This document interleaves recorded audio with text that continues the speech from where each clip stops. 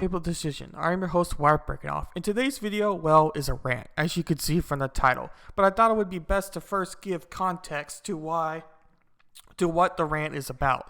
And obviously, to give that context, I'm also going to shout out the podcast and my live streaming of the podcast that I do every week.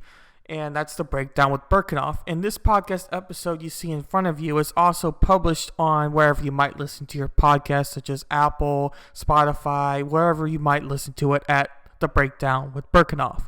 So now that we got all the shout out / context part 1 done, we'll move on to part 2 of the context before you can kind of really understand what I'm going to be talking about in this rant.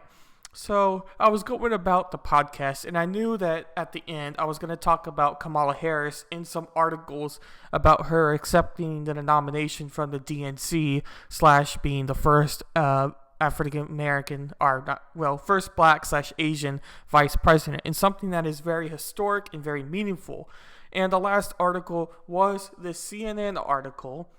And I was already somewhat frustrated of identity politics. Identity politics are something that make me extremely, extremely aggravated. It's something that I think just expands what they're trying to avoid. And identity politics is, well, I think we all know what it is. But in the case of the example of Kamala Harris, they were showing so much that she's the first black vice president, and something that's such a huge historic moment. Again, it is something that is very good and shows the country is progressing. Yes, that's very good. I fully appreciate that. But the thing is, they're packing it in so hard and making it so important just based on her race and not who she actually is as a person.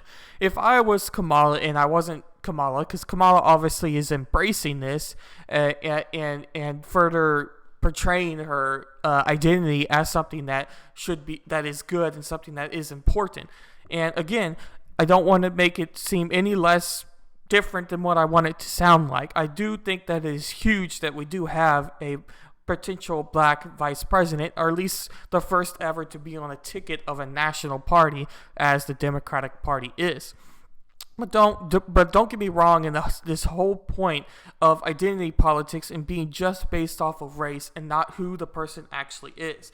Now, if it was anybody besides Kamala, there would be something, I think I would be offended if I was in her place and people were just saying because I'm black, that's why I'm the vice president. Not because of my qualifications, not because of what I've done in the past, but because I am a black. And that is the main reason that I am the vice president or the vice president candidate. But Kamala is obviously someone that is endorsing that belief and someone that further claims out and using her as being black to further expand the vice president idea or vice president ticket just based on her identity. But this isn't the main focus either of identity politics, and something that just can be seen. And this is really a 2-part rant. First is on identity politics, as you'll see in my next example. But I just needed to talk about this a little bit more as I kind of ended the podcast abruptly because I just couldn't really finish the article because all I was talking about was Kamala Harris's identity and how historic it is. And that's just something that gets on my nerves. Yes, she's black, but I don't think the average American sees color in somebody, but rather looks at who the person is. And when I say the average American, I think we're talking about the mass majority. I think the mass majority, mass, 90%, 80, 95%, 99%. I think we're talking about a very few percentage of Americans, a very few Americans at all that are racist and that at least show their racism. I think there could be some hidden racists within America, but if you're talking about the whole percentage and the whole amount that you would think would be so big through identity politics is rather so small. Yes, racism is a big deal. Yes, America has done some wrong stuff in slavery and other things, but at the same time, we're talking about today, and we're talking about something that is just getting jammed down our throats through just identity politics. Identity politics, I've had enough. I think identity politics is further making racism in this country. I think the people who are racist through this identity politics are only getting angrier, and the average American that you say might lean that direction, or at least might talk about it within amongst close friends and not in public, whatever the hidden encounters might be, you're only making them even more angry. You are encouraging racism through identity politics, is basically what I'm trying to say. And you may think that that's an outlandish claim, but I don't think the mass media is helping. And that's really the second point of this whole identity politics we're facing, and that is the mass media. And I think this can be seen in just one very, very clear example with the death of the 8-year-old Canyon in North Carolina. You may not say that this is an identity politics killing, or as the mother said, she didn't think that her son's death was a race issue or was motivated by race. But that is besides the point. The main point I want to talk about here is the coverage of Canyon. I bet the majority of people who are listening to my channel or might listen to my channel may have not even heard of Canyon. You want to know why? Because it wasn't covered. You have the death of George Floyd, obviously a death of a police brutality and something that is outright wrong. Nobody looks at that situation and thinks that what the police officers did was right. The only question is how right or wrong the police officers are. Like I just said, I don't think anyone thinks of that George Floyd death as right. But at the same time, there's a little bit of a gray area seeping into the whole George Floyd incident. And a lot of people, when talking about George Floyd, bring up the fact that he was high on fentanyl and wasn't exactly the best or outstanding figure within public. Again, this is not necessarily the main point. I don't really give too much of a crap about what he had in his body or if he had any past crimes. The incident was what the person was and what happened, and obviously what happened was wrong. But at the same time, you do have to take into account the actual what happened in the case. And this is getting even more blurrier due to body cam footage and other discoveries within the George Floyd incident, such as the fentanyl, as fentanyl does play an impact of how George Floyd might have acted within the moment, saying that he couldn't breathe even before he was on the ground, something that just makes it a little more murkier. But again, I don't think that death of George Floyd was racially motivated, but rather a stupidity by the officer or officers in that case. But a lot of people were saying that this was racially motivated, and there has been riots and looting across an entire nation in the United States, and it's been a worldwide issue with George Floyd. This is something everybody has heard of and everybody knows. The coverage has been every day for the past couple months, and I'm not saying it's not necessarily wrong. The looting and stuff is wrong, but the coverage of George Floyd is something that was very impactful.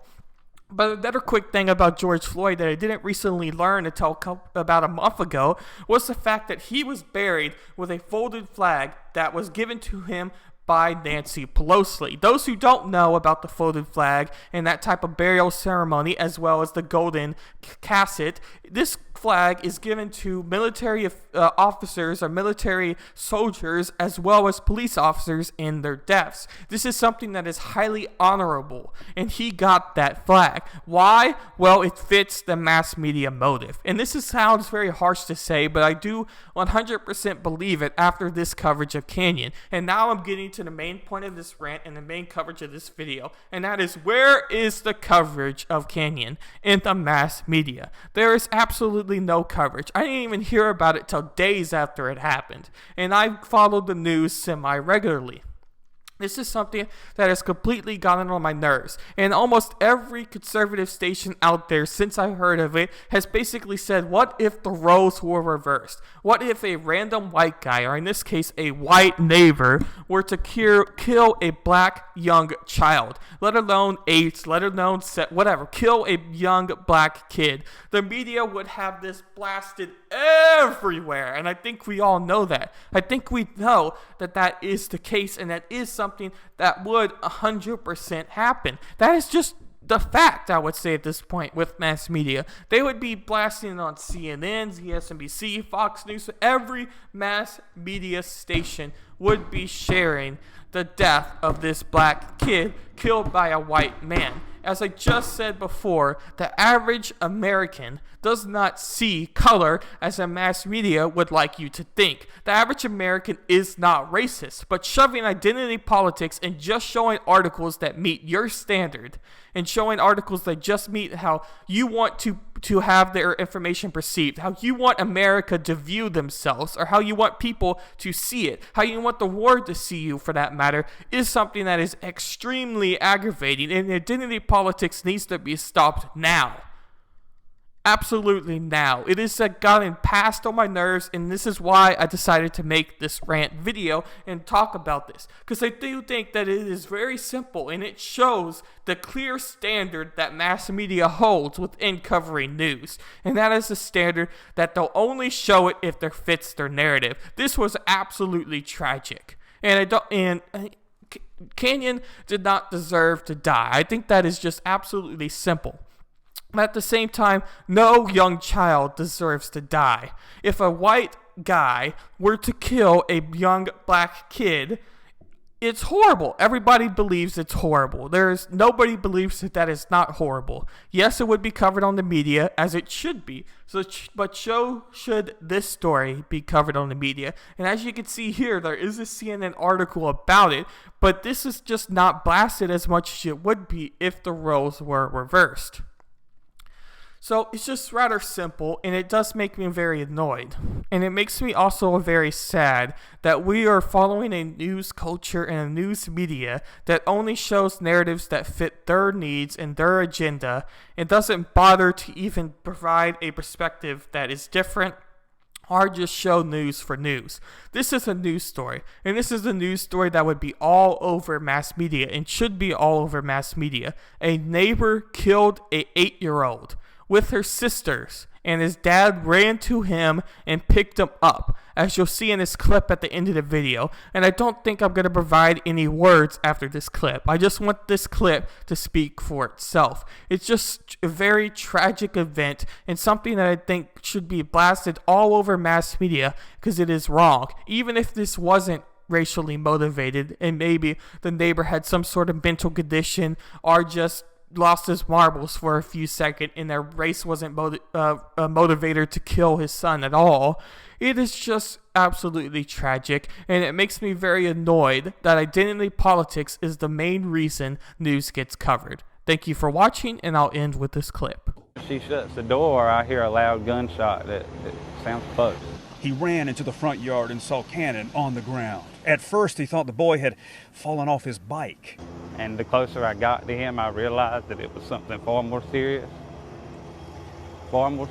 And I just scooped him up in my arms and held him, and I screamed, and somebody help me please help me save my son. God, save my son, please.